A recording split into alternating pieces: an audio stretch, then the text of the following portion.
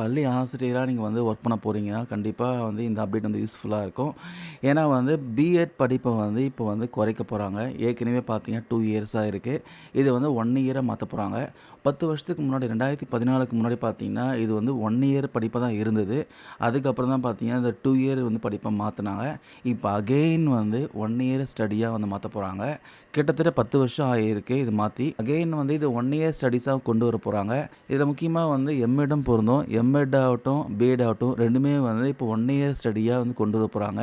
இது வந்து எப்போ நடைமுறைக்கு வரும்னு கேட்டிங்கன்னா, 2026, 27ஆம் கல்வியாண்டிலிருந்து நடைமுறைக்கு வரும். ஸ்கூல் முடிச்சுட்டு யாராச்சும் வந்து டீச்சர் ஜாப்‌க்கு போணும்னு ஆசைப்பட்டாங்கன்னா, அவங்களுக்கு பார்த்தீங்கன்னா, இந்த ஒருங்கிணைந்த ஆசிரியர் கல்வி திட்டம் ஒண்ணு இருக்கு. அதாவது வந்து அவங்க வந்து 3 வருஷம் யூஜி டிகிரி முடிச்சவங்க, 2 வருஷம் பிஎட் படிப்ப வந்து தேர்வு செய்யலாம். அதுக்கப்புறம் பிஜி முடிச்சவங்க, இல்ல 4 வருஷம் யூஜி டிகிரி முடிச்சவங்க, 1 இயர் பிஎட் படிப்ப வந்து தேர்வு செய்யலாம்னு சொல்லியிருக்காங்க. ஸோ இந்த திட்டம் பார்த்தீங்கன்னா, வருகின்ற 2026, 27ஆம் கல்வியாண்டுல நடைமுறைக்கு வரும்னு சொல்லியிருக்காங்க.